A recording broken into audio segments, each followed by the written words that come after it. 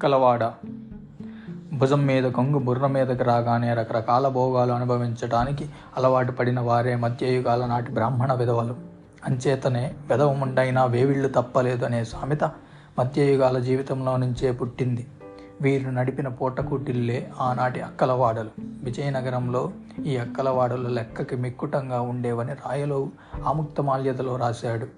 ఆనాడు పూటకూటింటిని అక్కలవాడని, పూటకోళ్ళమ్మను వంటలక్క అని పిలిచేవారు. అక్కలవాడ అనే పదంలోంచే వంటలక్క అనే శబ్దం వచ్చింది. అక్కలవాడ నరకూళ్ళు మొక్కి అని రాయలు రాశాడు. పూటకూళ్ళు పెట్టే నాటి బ్రాహ్మణక్కలు పాసిన వంటకాన్ని ఉడికే కూరల్లో కలిపి గలుపు కంపు కొట్టే నెయ్యి వేసి మజ్జిగలో ఇన్ని నీళ్లు పోసి కడుపు నిండా భోజనం పెట్టేవారు. అంచేతనే రాయలు అక్కలవాడలో అరకుళ్ళు అర్ధకూడు అని అన్నాడు. తాళ్లపాక పెద తిరుమలాచార్యులు వెంకటేశ్వర శతకంలో ఇలా అన్నాడు: ఇలదొమ్మరిది జాతిహీన నెంచదు, పూటకోళ్ళది పుణ్యమునకు జోరదు. అంటే పూటకోళ్ళ విధవరాలు పుణ్యానికి, అంటే డబ్బు పుచ్చుకోకుండా పడకసుకోవద్దు అని అర్థం.